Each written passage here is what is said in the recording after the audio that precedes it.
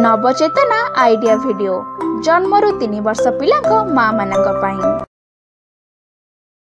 नमस्कार। आज सभा को आसीथिबा सब माँ मान हार्दिक स्वागत। पूर्व सप्ताहर सभार आरंभ आम एक मजालिया खेलू करथिले। दिया जाइथिबा खेल द्वारा पिला धीरे धीरे लिखिबा पई किपरि प्रस्तुत होइथाय ताहा देखिथिले। ता सहित पिलांक खेल एवं खेलना विषय मध्ये सूचना पाइथिले। आपण वीडियो रे दिया जाइथिबा सूचना गुडी को बुझिथिबे तथा देखा जाइथिबा खेल पिलांक सह खेलिथिबे। तेबे चलंतु आपणकर अनुभव समस्तक सह शेयर करंतु। आपणक अनुभव कहवा पर्यंत वीडियोटी को एठारे पॉज करंतु।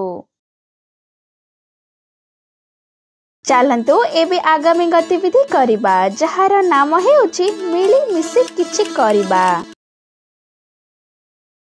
सब माँ माने गोटे लाइन ऊपर छिड़ा हुंतो। एबे प्रत्येक माँ माने को पानी भर्ती थिबा गोटे गोटे कागज ग्लास दे ताको मुंड ऊपर रखिबा पई कहंतो। तापरे सब माँ मान को स्थिर करा जाइथिबा गार पर्यंत चलिबा पई कहंतो। जेउ माँ ग्लास को न पकाई सबुठारु प्रथमे गार पारी करिवे सेही माँ विजेता हेबे। एही मजालिया खेल खेलिबा पर्यंत वीडियोटी को एठारे पॉज करंतु। आशा करूछु कि एही खेलटी को सब माँ माने आनंदर सहित खेलिथिबे। चलंतु एबे आगामी गतिविधि करिबा जहार नाम हेउची किछि नुआ सिखिबा।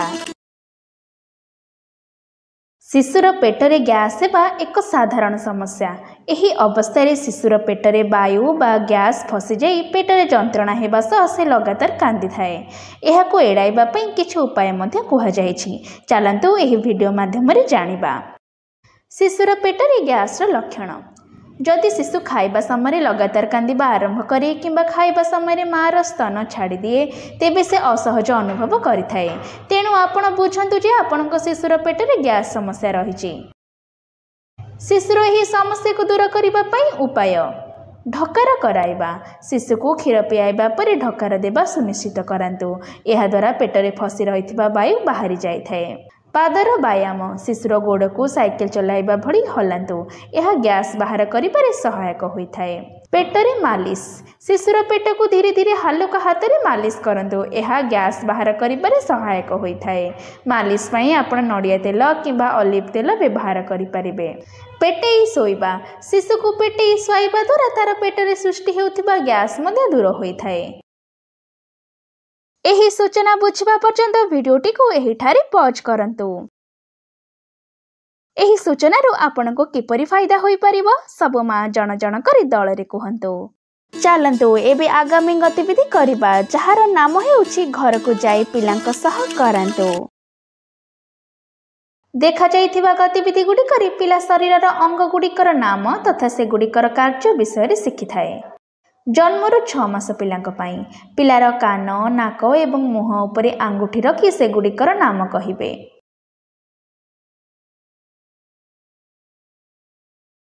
7 ରୁ 12 मास पिलांक पई पिला को तार कान नाक एवं मुह केउठी अछि एहा पचारंतु। पिला निज हाथ रे देखाइबो। 13 ରୁ 24 मास पिलांक पई पिला को ध्वनि करी सुनांतु। नाकरे गंध सुंघांतु तथा जिभरे अलग अलग स्वादर परिचय दियंतु।